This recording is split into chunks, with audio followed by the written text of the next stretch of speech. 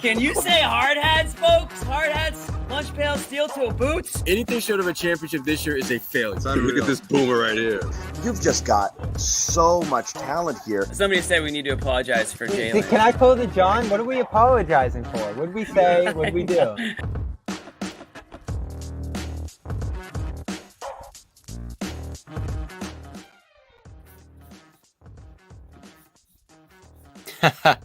Wow, look at that, Amit.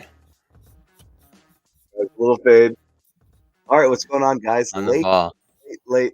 10:30, Bobby. I wasn't ready for that. I thought it was at 10 o'clock. Right after daylight savings, too. Oh, my goodness. But we did it. We're here. Garden Report. Celtics. And I kept waiting for this game to get to 30 points. It never did. But it was just so annoyingly at basically between 10 and 14, like the whole game until the very end there. And they put them away. It's a back-to-back. I mean, not a lot to draw from this game here. But again, the Celtics playing down 2 starters, and it's still no problem naturally against a team like Portland. So I'll start with you, Bobby. What do you have to say about tonight's game? Another great game for the bench. They just keep performing this year. I've been impressed by them throughout. They pick you up when guys are out. When multiple guys are out now, they continue to win games in those spots. No Porzingis for the second night in a row tonight. I want to say they only have 3 losses with him out this year, 15-3. Bobby, you muted yourself.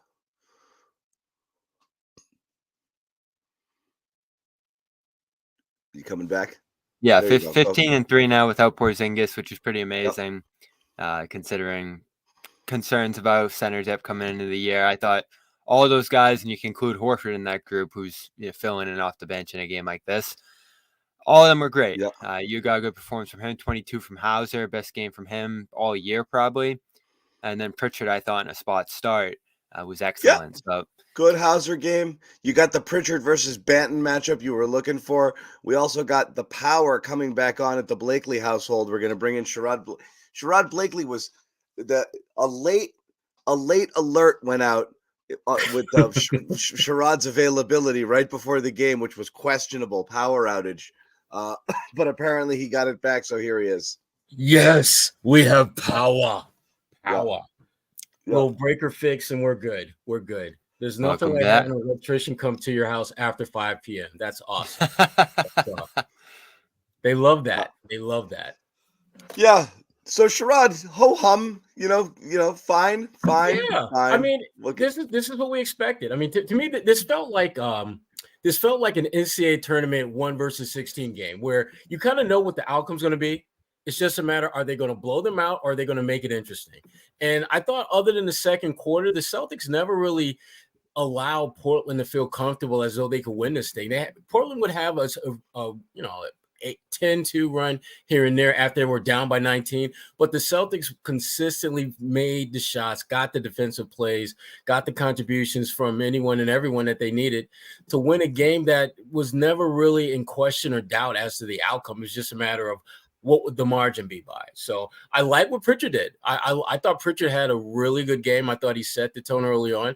And there was a graphic in there that kind of showed what he typically does on West Coast trips. So this was nothing unusual for him to play well. I thought, Bobby, your boy, Cornette was good. I thought Cornette was really good and consistently good. we're starting to say that every night. No, we're not. We're not going to do that. Yeah, what the hell? No. Sorry, Sherrod. Go ahead. He was good tonight. He was no, good. every night. Joe Sway's entered the chat. Get in here. I know, Joe, but we what do you haven't been got? I'm saying so glad you guys are here. I didn't want to do any talking tonight, so this is great. Oh, so you're Yeah, gonna we be just Tatum. minimize your In other words, talking you're to, gonna be like- Tatum, I'm load managing while in the game right now. Okay. Yeah, Hey, just like the starters tonight. Okay, Yeah, Tatum. exactly. By the fourth quarter, it'll just be all of us, the 3 of us. But no, sorry, Sherrod, to cut you off there. But I got more to say on that. But go ahead. No. Well, let's get it going because I'm like John. I look. It's all about just passing the rock. What you got, Josue? Go ahead. I mean, these last 2 games, yes, this is probably the best stretch of basketball I've seen from Luke Cornette, probably ever, because he's checking. Wait, what? How did we get here? Whoa. I was giving Luke like 5 seconds of compliments as part of a larger conversation. Were we in the middle of a Luke Cornett conversation, and I blanked when out? Bobby says how many games has it been, as if it's been like a month, I'm He's like, been wait a minute, playing well all year. All year? Yeah. Wait, you're talking about Saturday and today? You're talking about he's been doing that? If this weekend, yes. If he all didn't year play is this weekend, absolutely. He didn't play on Thursday. Sunday, he was great. Tonight, great. And then all the games I felt like pretty much, maybe save for that Cavs game. He's got a mini streak going. He's got a mini streak going, man. It is so hard to get this guy. I don't have Zannis is about Bobby trying to see Sherrod, Bobby trying to cash in these 2 days for the narrative for the entire season. That's funny. I can't do it. I can't. We've talked. We've done this. We've done it. We've done it already. We're not going to trash him every time he has a bad 6-minute stint and celebrate his vast accomplishments every time he plays a good 6-minute stint. That's not what I wanted to do either. Enough. No, we're not doing this, okay? I said I wasn't going to talk, but I will not allow the show to go down this road this early. I'm not going there yet. Listen, I'm all here. I'm here for giving Luke his flowers, but let's pump the brakes, Bobby. Come on, man. I just read the stat off the top, by the way. 15-3 without Porzingis in the game this year. So who's playing when Porzingis is out? Sometimes Jaylen playing starter Jason? minutes when Porzingis is out. You act as if this is like a one-on-one game. No. Bobby, they're a really good team with or without Porzingis. They've shown that all year. Yeah. I mean, so it's I can't look at any stats that say, well, what their record is without this guy or that guy, because they win a lot of games. They've lost 14 games all year. I mean, yeah, but you need to have another center who can step in and play, double-digit minutes. Well, I think it's fair to say that this guy named Al Horford was pretty good tonight. Yeah, Horford's great. I think it's very fair to say that this guy Al Horford is a pretty good player in general. Right. Who Al, to me, the more you watch Al play, the clearer it becomes that dude has way more in the tank than we thought. Way more in the tank. Now, is he 30-minute Al? No. But he's 20, 25 pretty damn good minutes, Al. Playoff minutes. Yeah, this was such an Al Horford. Let me just get it in now because I'm probably not going to play when Porzingis gets back. That'll be my day off. So I'm just going to go hard right now. And the way the playoffs are set up is, the playoffs are perfect for a guy like Al Horford to be the best version of him almost every game because he's going to get at least a day off in between every single game. And right now, Al is doing a little bit of everything. I mean, not just knocking down the three. I think his defense has picked up a little bit of late and just, frankly, his impact. And that's the thing that Al and Jason and all those top tier guys in his team have to do. Their numbers at this point are irrelevant. It's impact. Can you make an impact in the minutes you get out there? And Al is doing that.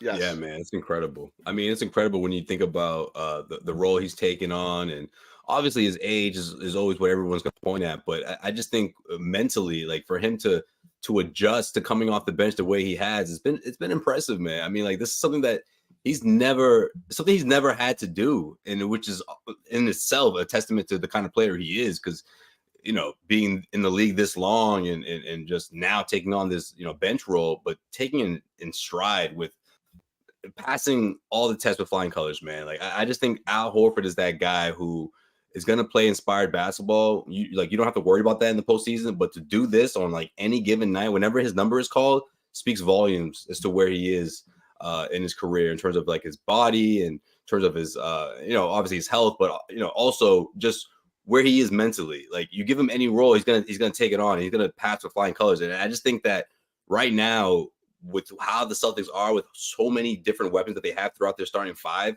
this is going to be a big luxury in the postseason, having Al on your side for sure. Well, the other thing too about him, and this, it kind of flies below the radar, but I've just found with older players, as they get near the end of the road, there's a greater sense of urgency when the playoffs roll around. Because they know that, players, you hear them talk about all the time, you got to take this serious because you never know when you're going to get back there. Al literally knows this for a fact. He may not get another chance to win a championship after this season. To have a team that's so perfectly built to do that. And so for him, there's a different kind of urgency I anticipate seeing in the playoffs because he knows that this is the best shot he may ever have at winning a championship, with him still being able to be part of that, as opposed to being like a lot of guys as they near the end of their careers, but they're just basically holding on to the coattails of the guys who are really playing. Udonis Haslem, talking about Haslam's. I was gonna say the Haslam's, and I'm not hating on that. I mean, it is what it is, but Al is a prideful guy. He wants to be able to contribute and play, and this is the best shot he has ever had of winning a championship and still being a guy that's part of their regular rotation. Yeah, he's no Haslam, man. Okay. He's no Haslam for sure. It's so true. All right. So we've done Luke. We've done Udonis Haslem. John's checking his list, checking it twice.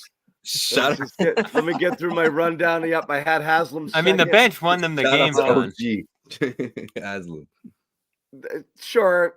Honestly, they were going to win the game no matter what happened. I was going to say the bench, the starters. I don't know. It was pretty even early with the starters in there. But this one. So, can we talk about the thing that matters? Is Jason Tatum okay? Guys, is he okay? You still worried about that? Is he going to be okay? Is he going to be okay? He needs a hug or something. He might need a hug. He looks like his puppy ran away and like his best friend told him we're not best friends anymore, or like something. He got dumped. He doesn't have that pop that we're used to seeing. He's just he needs a break. Does he need a break right now? And someone just put a comment up here as Bobby and I were talking about this. He's in a weird place right now, isn't he? Like he looks off, but like also like his first two possessions of the game. Had two turnovers. Almost. One got bounced back. I call that one the Jaylen. Where he dribbles off his knee, but it amazingly Jaylen got blocked tonight. Back into a Celtics hand. Jaylen got blocked tonight, and the ball landed back in his hands for a basket. He's been working really hard this year, John, right? And he's also been killing it for the last month. Jesus. I'm just kidding. I just did that for Louise. But no, it actually happened to Jaylen tonight. It did. But I feel like I know, Bobby, but it's been first a while. two possessions of the game, he has a should have been a turnover and a turnover, and then brick, which again, fine, you'll miss some shots, but he looked all over the place, right? And it just wasn't the start that you wanted because he's been dragging ass on this trip a little bit. He looks a little worn down. So I don't think Jason Tatum turned into a bad basketball player overnight. He's in a funk right now. I desperately want to see him sit tomorrow. Desperately. And you know what the crazy part is? He had 26, 8, and 5 with one turnover. I mean, his numbers don't really align with the eye test. Because when you watch him play, well, he was 9 of 23. One was a 3-pointer off the backboard. He airballed another 3. So he basically intentionally hit a third of his shots, which wasn't great. So he's a little bit off. But this is what Bobby and I were talking. I think Zach put it up earlier. When he's not playing, so Bobby and I were kicking this around on the thread, and everybody agrees. Even Derek White's dad agreed on Twitter the other day. let the point guards run the offense, right? Point Tatum has been a crusade of mine I've been against for a while. But good point somebody put up here, which is when you take the ball, two things are happening. When you take the ball out of Tatum's hand, he can't be Point Tatum and kind of get into his rhythm and find his groove and do his thing, which can sometimes, send him off into 50-point land, or he has one of those nights where you're like, all right, dude, you're done here.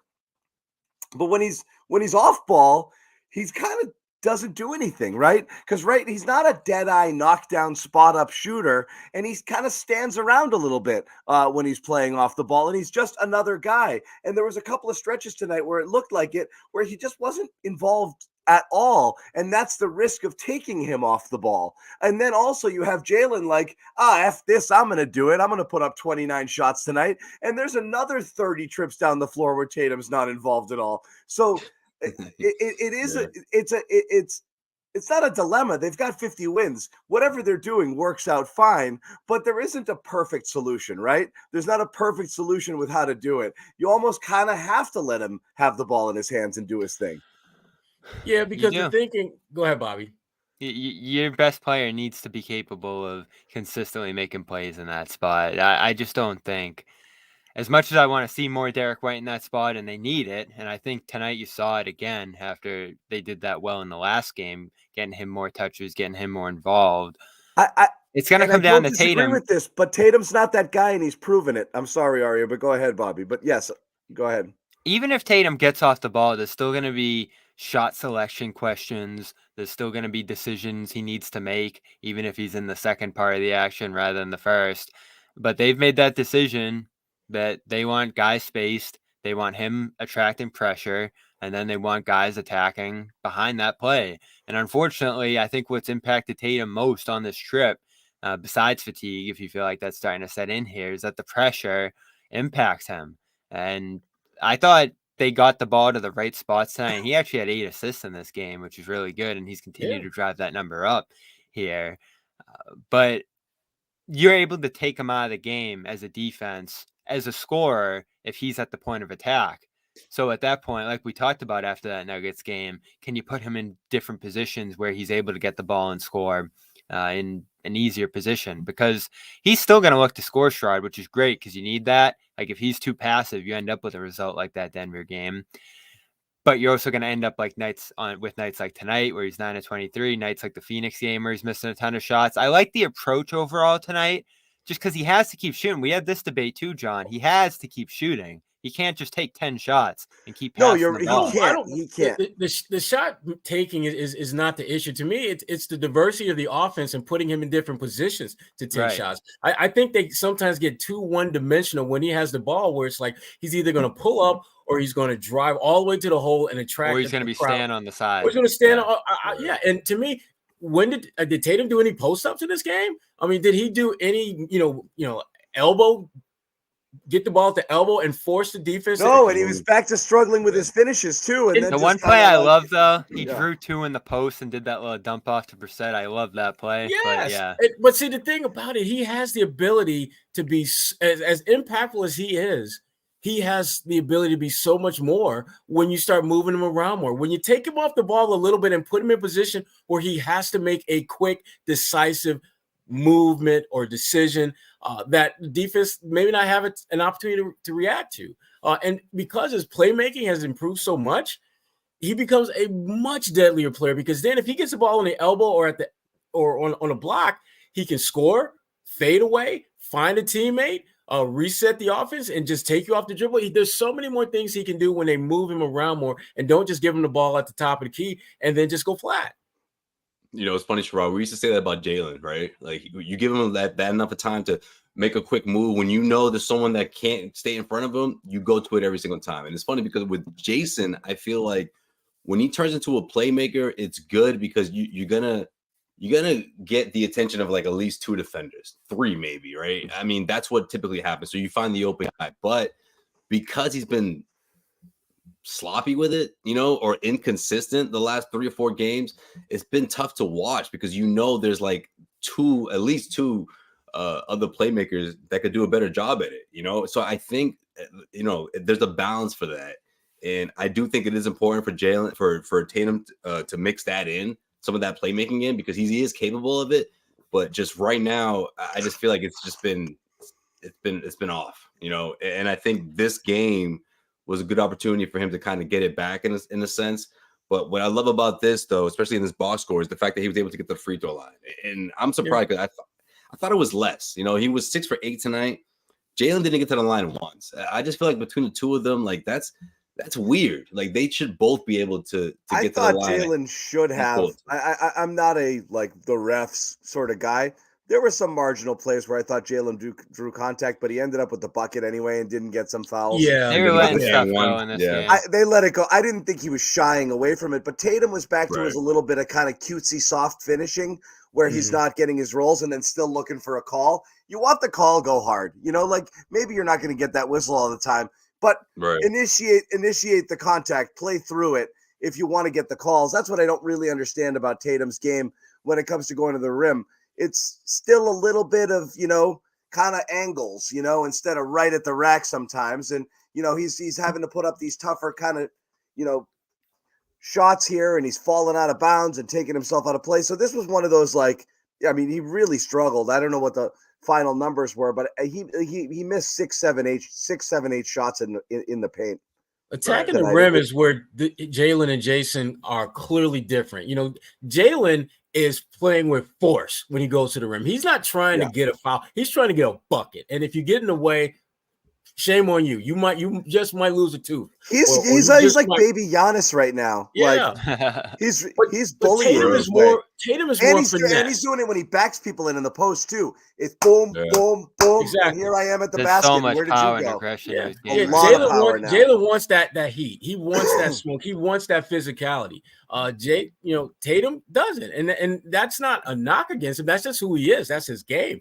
Even though he's filled out to the point where he can actually take that, he can absorb that, he can deliver that physicality in certain matchups when he chooses to.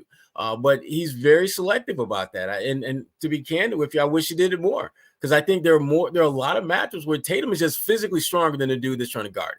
And he can easily take that dude on the block and force the defense to adjust, because right now you want to keep Tatum on the perimeter. You want to keep him in front of you. You want to make him shoot contested jump shots. And Tatum doesn't have to do that to be a big-time scorer. He can take a lot of guys off the dribble, get to the elbow or get on the block and shoot right over the top of them, because a lot of teams are playing centerless basketball where you got a guy that's 6'8", 225, 230 playing center. Which is not someone that can physically impose their will on him the way, a Joel Embiid or Jokic would. So I keep telling myself that the things that we're recognizing that that can expand his game are things we're going to see in the playoffs. I keep telling myself that. Maybe it's a Jedi mind trick I'm playing on myself. It's still, the problem is though he can get to those spots, but he's still one of the worst pull-up shooters at volume. That's the problem right now. In the league, and that's a problem because I don't hate it either. I think it's fine. It's just when it doesn't go well, it's easy to scrutinize because I think it looks a little bit predictable and deliberate, and I think teams can load up on it. And I think right now, and again, whether you want to believe in the NBA conspiracies that they're letting more stuff go because they want to tamp down scoring a little bit and not letting guys get to the line as much, or blah, blah, blah. I know that there's a lot, of buzz out there about what's going on, but if that's happening now and it's going to happen a little bit more in the playoffs, that's not great for a guy like Tatum, who does a little bit too much foul hunting on some of his drives, and right now isn't able to do what a guy like Durant does, which is just or even a Butler. Butler's not a great shooter or like prolific offensive player, but he's prolific at getting to his spot, rising up, getting his shot and knocking it down. Tatum's not that guy. Tatum doesn't have a spot per se. You know what I mean? He really is kind of like a rock the baby. Let's get to the let's get by my guy, either with a sidestep pull up, which isn't super efficient, or he has, getting to the rim. If he's not finishing though, that's a huge problem. That goes back to like what we were having, what Joe was talking about last year, Bobby, with Tatum. Every time you miss a play at the rim, the other team's going back in transition. How many missed Tatum layups end up with threes the other way? So he has to finish when he gets there. When he's not, it just looks bigger, because you're expecting him to do it. And that's kind of how he's getting his points right now. Yeah, and it's interesting unless too. He has one of those like, Tatum's cooking games, but I just don't think there's enough of them where he's just striping it from long range and hitting those pull-up threes in people's faces. It's really pretty and it's great when it happens. I just don't think it happens with enough frequency that it's like something you can count on. There's way too much variance with that, depending on that. Yeah, and one thing I've tracked with him this year is the drives. He's down in that sense, and I thought last year he hit a good stride in terms of the amount of drives to the basket he was taking. And, I think there's different explanations for that, just in terms of how they're setting up the offense. You have Porzingis in that lane now. They're trying to set up him a lot there. They've been setting up other guys with post-ups. I even I don't know if you noticed this a little bit, John, last couple of games, but him and Brown are sort of playing at the top of the key together. I think they're trying to put their defenders in the same space, and Brown's been able to kind of slip out of those spots downhill. So there's definitely more of an emphasis on Tatum, as Josue was talking about earlier, drawing guys to him and then passing downhill from there and playing with an advantage. Joe talks about that all the time. So this is a debate we're going to have. are you using Tatum more as a finisher, scorer in different positions on the floor? Or are you using him as the point of attack who's going to draw in the pressure and set other guys up? Because they've actually built a pretty good dynamic, and it's a big reason Brown's really rolling this season and last year to some degree too, is that the pressure hits Tatum, Brown's able to go and attack a guy one-on-one off that. And Brown again tonight, whether it was Simons, whether it was Murray, he had the mismatches and he was just pulverizing those guys. Well, he has the mismatches because of his physical attributes, which he has over Tatum, which is he's stronger. He gets to the rim quicker. He can rise up. And he's, a bit more decisive there. The problem, I think, with Jaylen is he has his blinders on a little bit. When he goes into attack mode, he can get you easy buckets, but it's less likely that you're going to get teammates involved. So there's a bit of a trade-off there when you just hand the keys over to Jaylen. Also, again, the more these guys dribble, obviously, the more there's going to be turnovers. It's really looking ahead to the playoffs. Like, what are teams going to do? You put Porzingis in there again as an X factor. It's really difficult to defend because you do have to pick your poison.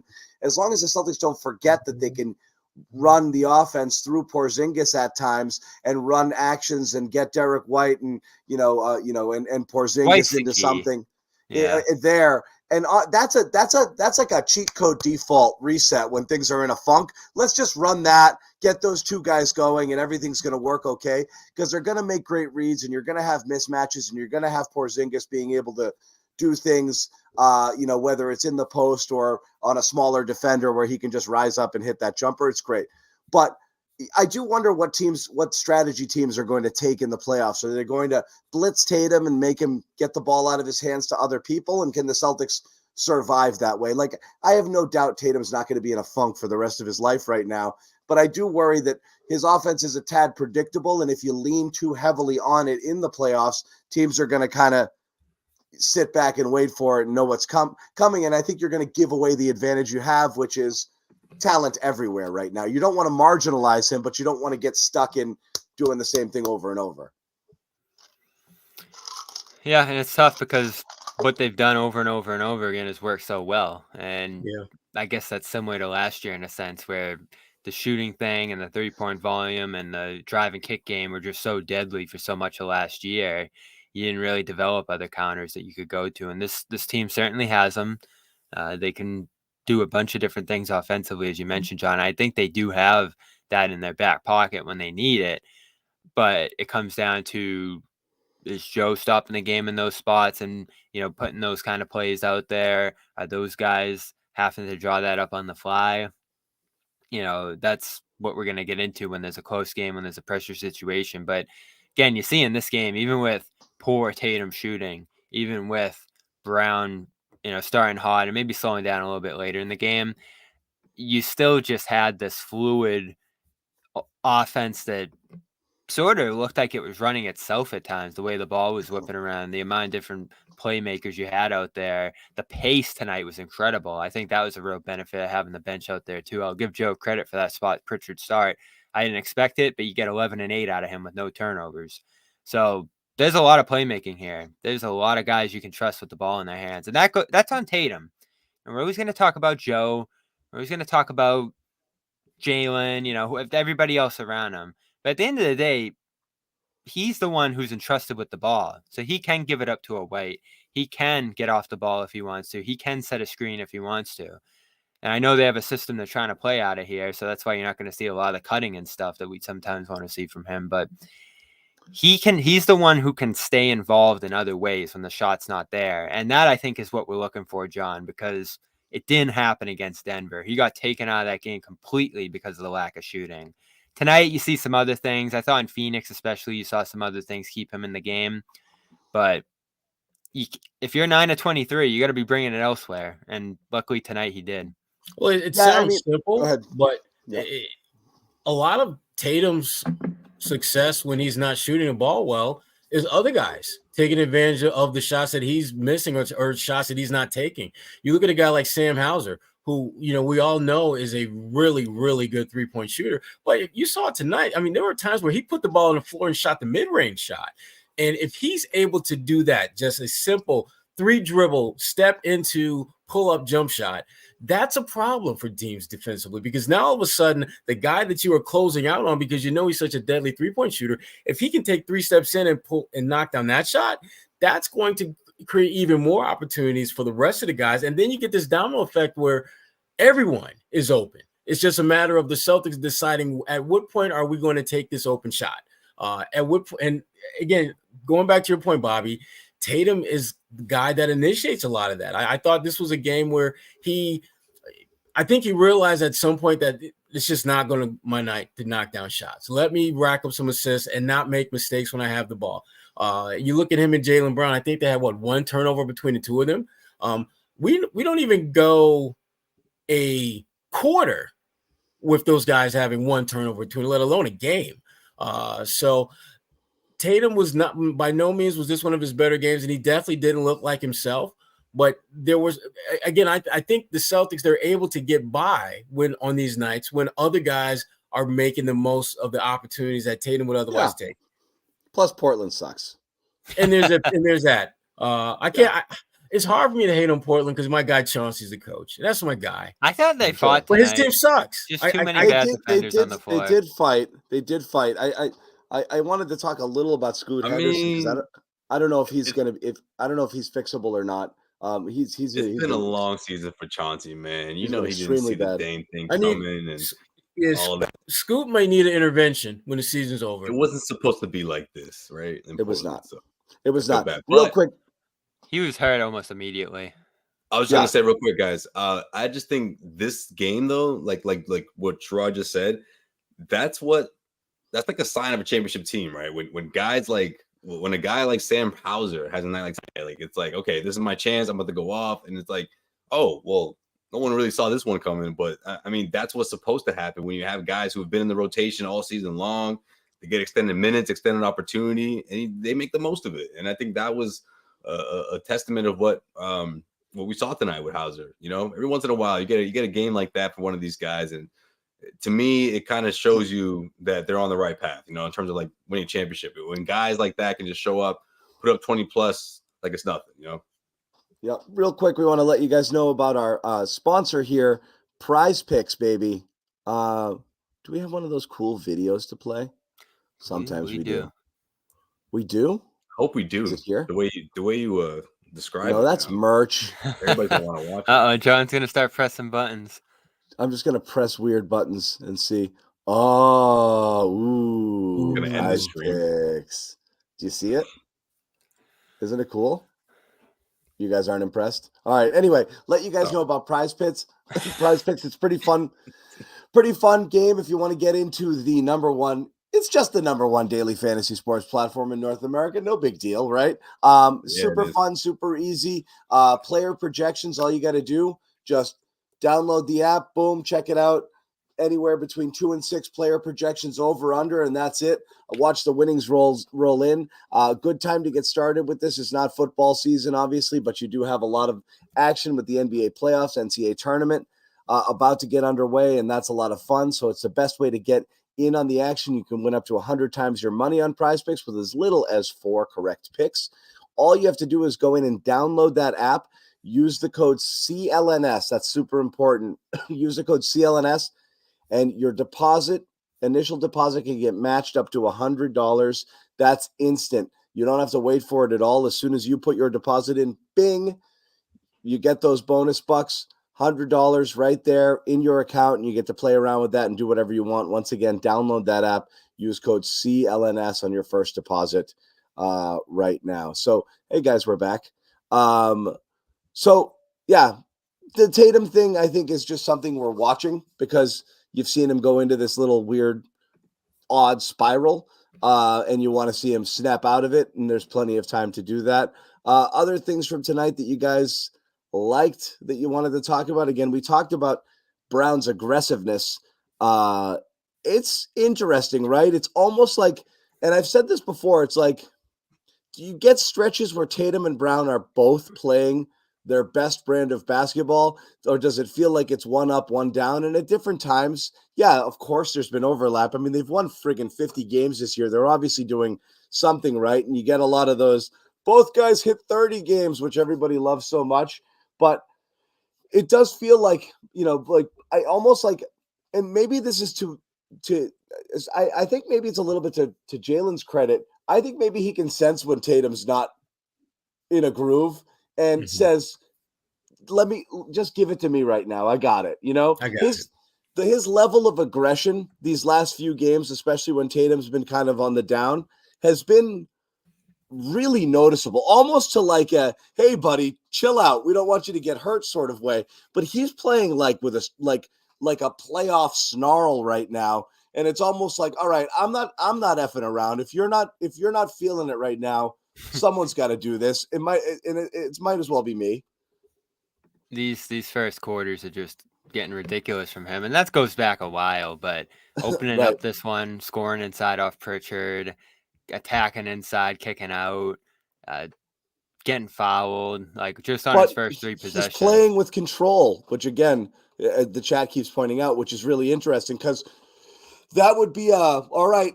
He's going to do it, but when there's turnovers and there's weird stuff that happens when Jaylen tries to do too much. He's actually not doing that right now. He's much more in control while also being insanely aggressive. Yeah, and he's worked at this, right? So you expect it's going to get better as time goes on, and it's simplified to some degree too when you have these options around you. A lot of nights it's Porzingis and him playing out of a 2-man. Tonight you saw him and White getting into the 2-man, which I think was a big difference early on when Tatum wasn't getting going. And he's 52% in first quarters this year, 7 points a game in those spots. So this is a consistent role he's in, and you almost wonder if it's probably unspoken, but this is how the game starts. Brown's able to attack backside. Tatum's able to ease into the game a little bit. And that aggression early is a big reason they've been able to get out to leads in pretty much every game this year. They're out to a 5-10 point lead by the time the second quarter even gets started. So it's the aggression. It's I think, balance and strength around the rim you're seeing from him. But it's also him recognizing coverages in those spots. So if there is a guy there, he can kick it out. If he needs to pull up over a guy in the lane, he's going to do that. So he's just smarter. Jack 8-3. He might have forced a few threes tonight, but so be it. Yeah. And that's just the offense. But I think he's just become a smarter player. There's no doubt about it. And that's through the repetitions. You see the drills he's doing. You see the opportunities he's been given. And credit to him, he's wanted to be in those positions. I do think the offense stalled a little bit. I want to say in the third quarter when Tatum was off and he was on leading. And, that's always been a problem to some degree with them. And with his game there at the point of attack, the double started coming his way. One set he got into a little too slow, and they were able to rotate out to a bunch of guys. I think that was around the time Portland went on that 15-5 run. But, you get Tatum back out there, and when they're on the floor at the same time, they're able to fill those roles together. Facts, my dog. Oh, I knew it was coming. Oh, so Sherrod wasn't listening to shit. No, I was listening. I just wanted to feel Jimmy be here with us when he can't be here. Oh, got you. Yeah. So he dropped at least like 2 of those the show. That's true. Right. Yeah. I can. The chat was all over Jimmy's all over when Jimmy stopped paying attention. Is like, facts, my dog, incoming from Jimmy in 3, 2. You can see it. Well, no, Jimmy will straight up do one of these sometimes. Just be like, yeah. So everyone's like, okay, he's not listening. And then he's nodding his head, and like 2-3 minutes later, he's just like, facts, my dog. Throwing up. Go ahead, Bobby. Speaking of Jimmy, I am going to fire back at him again because he keeps saying you're not going to see Jaylen on All-NBA this year. I'm standing by it. I think he will be there when the time comes, especially with this role he's on. I was surprised he said push. He's making a push, and it's easy for a Celtics fan to be like, of course he's going to make it. And then you go through the names, and you're like, holy! It's the same place you were a couple years ago with him too. It's like you're looking at it, and it's like, oh, there's a lot of definites, like there's a new guy that's probably in that definite conversation named Dame Lillard. Yeah. And he's rising up now too. So yeah, there's almost like 12, 13 automatics, and you're like, oh, there's no way that guy's out. And then you realize he's fighting with like 10, 12, 13, 15 other guys. I do believe late push, the way he's been playing of late, and the Celtics record helps a ton here because you can live with reduced stats when you're on a super team, because it's like, well, of course you had to score less. It'd be ridiculous if you were still putting up, if you had two guys scoring 60 points a game with this much talent around you. That's just silly. So people will forgive that, but his overall play has increased where I think he's in the convo. He's far from a lock, though. Yeah. No, it's not going to be a lock. I don't think he's a lock last year either. And then, you get some help with injuries. There's a big finishing stretch from him, too, that made it a slam dunk. And that's what he's going to need this year. And he's on that stretch right now. Same thing happened last year, but this is even better, right? Yeah, and he's on that stretch right now. I think you're going to see Halliburton eliminated because of games. I want to say Mitchell's right there now to being eliminated. So that's going to make a big difference. Going to cut some guys out too. That's going to make a big difference for sure. A couple updates tonight. The Cavaliers lose again, obviously playing. Oh, KD destroyed them. Without Mitchell, that's not going great for them. Donovan's on my fantasy team. Driving me nuts. Get ready for Thursday. Booker's back. Durant's rolling. It's going to be a good game. Yeah. That should be good. Celtics should be fully loaded as well. It is 8.5 now over the Bucks, 9 in the loss column. Cavaliers slipping further and further away. Not like any of this matters. This is a foregone conclusion as far as this goes with the season. A small little thing we wanted to talk about was anybody paying attention to some of those West Coast scores might see these really interesting stat lines that feature guys like Banton and Stevens and these guys, that used to play in Boston, putting up numbers. And Banton, what does he do? 30 points. Granted, he did it on, like I said, I tweeted it. It was 30 points on 10 of 27 shooting. It was a Thanasis Manning line. Hey, that's what you do. You get on a team like that. The shots are there. You got to take them. Tonight he should have taken more. He only took 6. But that wasn't. He got forced into starting for some injuries, and he had a stretch where he was putting up some decent numbers, which, again, it's for Portland, which means no one on Portland could start for the Celtics. So, like, if you're starting there, you're still the 11th best guy on Boston. But the potential is there, John. That's what it is. But the question people were asking, and I'm asking you guys, I'm not saying it, I'm just throwing it out there, do you feel, I know Sherrod's going to feel this way with Stevens, you're still looking for, that stay ready guy. I guess you settled on Brissett, but like, do you feel those guys got a fair shake when they were here? That they ever, got a good enough look to make a determination? Because you brought in guys who had played legit NBA minutes other places, some of them being non-competitive situations, brought them in here with the thought that, like, this should help bolster the bench. Banton, for what it's worth, in 12 games in Portland, is averaging 14 points a game, shooting 37% from 3, where he shot 12%. It is very limited action in Boston, 12%. It looked like he'd never shot before. And he goes there with a little bit of confidence. And again, no stakes, no risk. But 14 points on 37% shooting from 3. Okay, that's something. I'm just no, hell no. Banton, okay, I thought got more opportunities than he deserved in Boston. Okay, you gotta start here. I just don't think he's a good player. Yeah, I don't. Now Stevens is different because Stevens actually played and showed very specific skills that should be able to translate to any team. He just didn't play here. Like when he did play, he didn't totally suck. He just didn't play that much. Banton, when he played, he wasn't very good. He was horrible. Stevens never really got a shot. No, Stevens is the one that to me, that's the one guy that I feel did not get a shot here. He got to play that game against Orlando. I can't really understand why. He got to play that game against Orlando where they had no centers because Luke got hurt in the warm-ups. That was one of their better games. That was a really fun game. Yeah, he played well. The style they were forced to play, playing small ball all game long, was an extremely fun game. And I was surprised by that. He's such a rock. Yeah.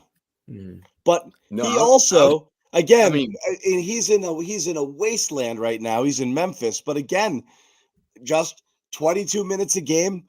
Stevens, this is 48% field goals, 42% from three, averaging 11.5 points a game.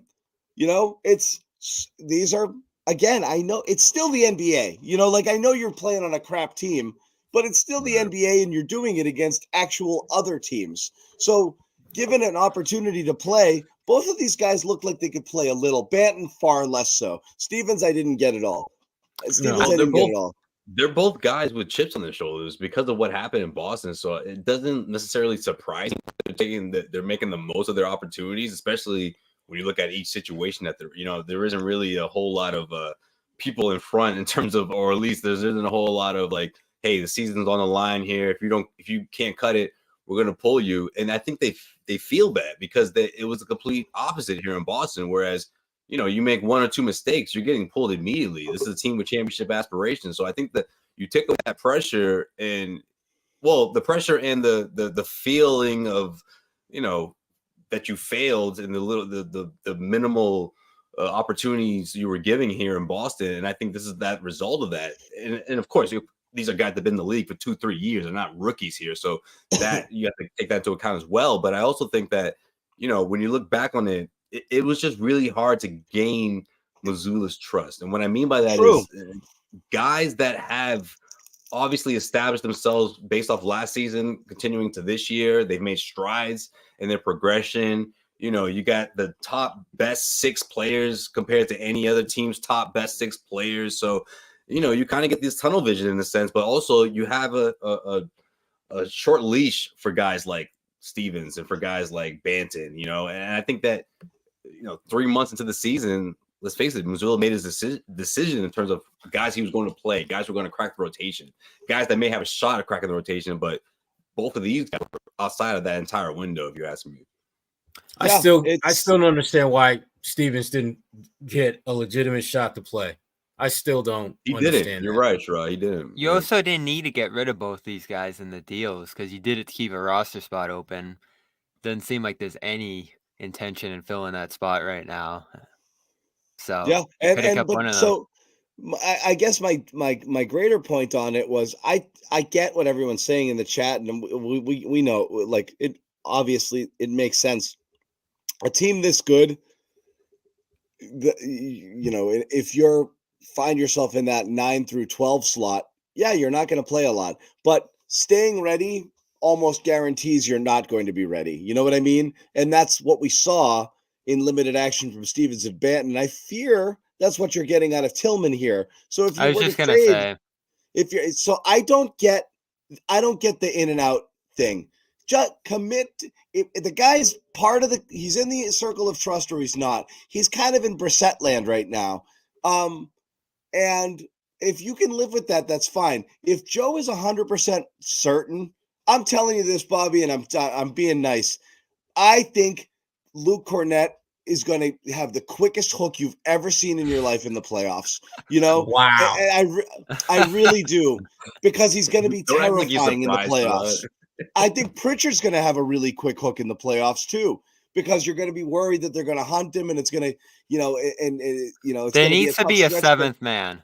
Someone's got to be the seventh man. There's no locked down seventh guy, and I guess it's Hauser. There's no change. Real I was just gonna say Hauser, but it's gonna change. It varies, but yeah, go ahead. Yeah, but he's getting yanked around, so I don't know what the point is. None of us think Xavier Tillman is a savior, but all of us thought Stevens could have contributed.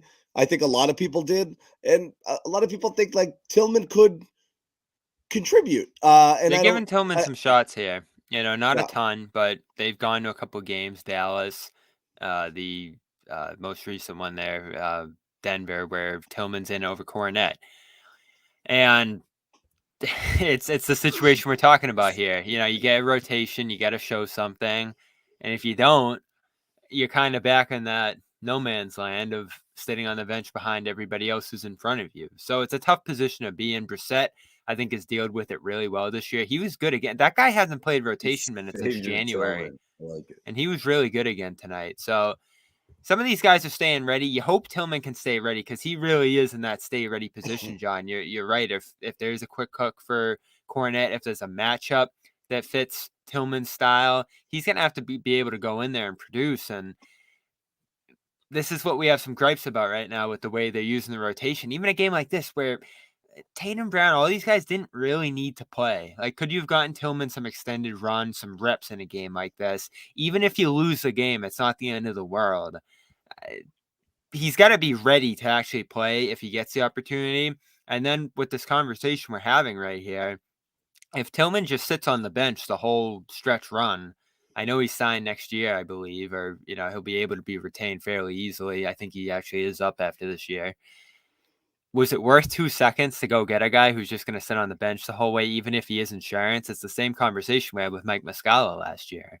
Mm-hmm. So it's a small thing here, but I think they have to put him in position to actually be able to impact the team in the playoffs. Because the first 2 times he got out there, didn't really look like he was ready to impact the team. Sure, it did. I think you're Tillman's had a couple of good runs here throughout. So I think you're misremembering a little bit, but he can play. I mean, I think the Dallas game he was solid. The Denver game wasn't great. The Denver game was bad for a lot of guys. I can't use that one as the kind of the litmus test for whether he's ready to go or not. Tatum was also bad that game. Should we sit him for the next 3 nights so he learns a lesson? So where are you at on it? I just don't know what they're doing. I don't know what the plan is. I can't quite figure it out. Tonight it was like, do you start him along? You suggested, should you start him along with? I want to see him start. Get them run. I think he didn't play a single second. I think he sat Bobby was tonight trying to see him. Bobby was trying to see him fail. That's what he said. I think he sat tonight because of 2 reasons. I think he's still reconditioning off of the knee, and I think he's going to play extended minutes tomorrow when Al sits, and you might be without KP as well. That knee's a tricky thing with him. It's something you're always going to have to kind of manage. So I wouldn't be surprised if he gets run there and you move something out there. So I could see him starting and playing 25 minutes tomorrow. Honestly, I wouldn't be shocked. It's going to be a lot of Tillman and Luke, Bobby. They're going to tomorrow. Tillman's definitely tune in tomorrow. Yeah, you got to think Porzingis might be out again. Get that graphic ready. I wouldn't play him. I'd keep him out. What's it? Some hamstring tightness. Kelly O will do something weird to Porzingis. You don't want to see it, like twist his arm. Olynyk on the Raptors. Yeah. Kelly the Killer Olynyk. Yeah. Any other thoughts for tonight before we wrap it? It is late, and it's West Coast. We appreciate you guys hanging out with us. But that flew by almost an hour. Look at that. Yeah,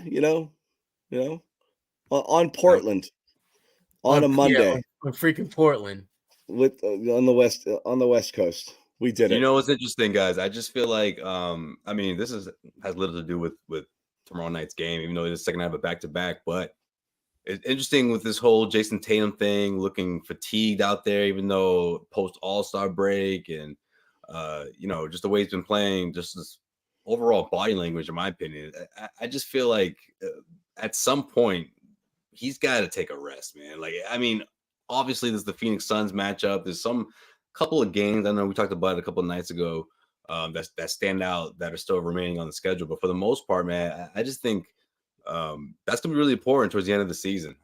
Making sure Tatum gets his rest in, another deep playoff run, the 3rd consecutive one. I think this stuff starts to add up, especially when you think about contractual obligations. What's the big company with Nike? Tatum was, not that I'm trying to put him on blast here, but out late, he had a Nike event or whatever, and I don't know about the other nights or whatever, but I just feel like maybe he's not getting enough sleep or something. There's something to it, man. I don't think this is a coincidence, the way he's looked out there, and I don't think it's an injury thing. I could be wrong. I like it. I don't think it's a health thing.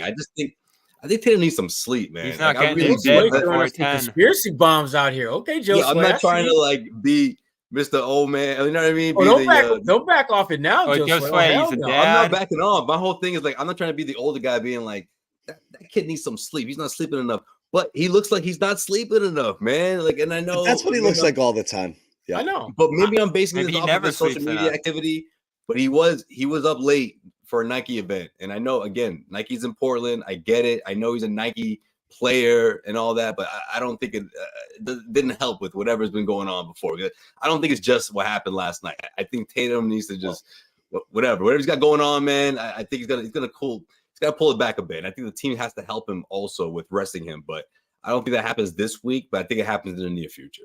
Well, once they get to that double-digit lead in the East, and then it's just, you got to pick some spots to just say, we're not going to play you this game because there's not a lot of value in it. I mean, at this point, winning really doesn't matter as much as making sure your guys are good to go come playoff time.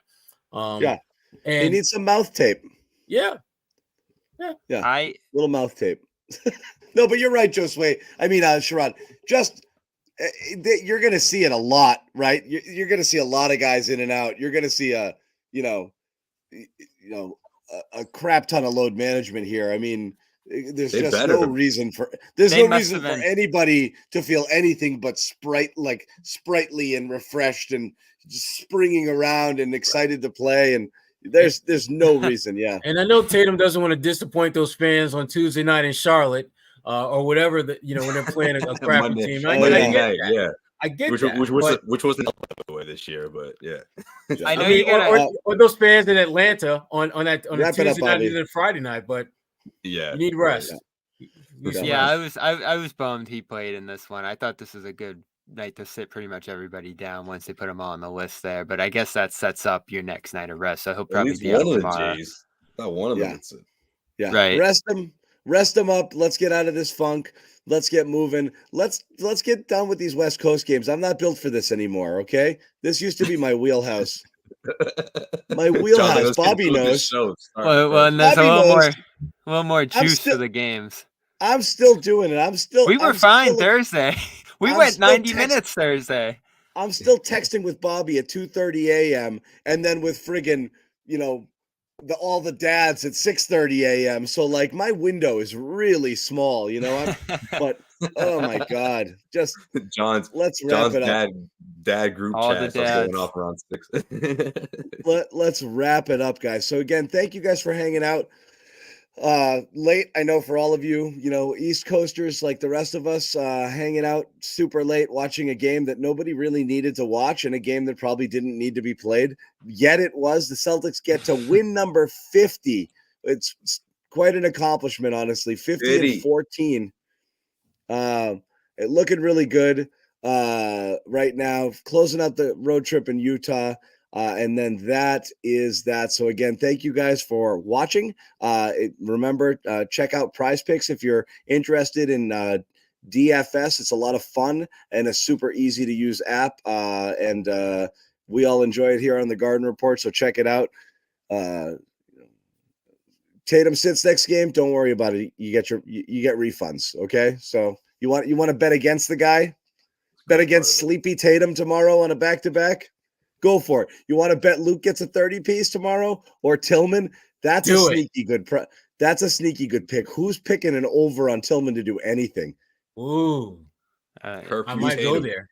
He's playing tomorrow. We know that. Anyway, check it out. Thank you guys once again. Let me find our little Jimmy outro, which he loves. There it is. We'll see you guys later. Wait, Amit's got an outro for us, I think. No, he doesn't. He said he was going to work on an outro. He had a phenomenal game. Horford's out. I think it's an option. That did not sound like a chair. It was a freaking chair. It does sound like a chair.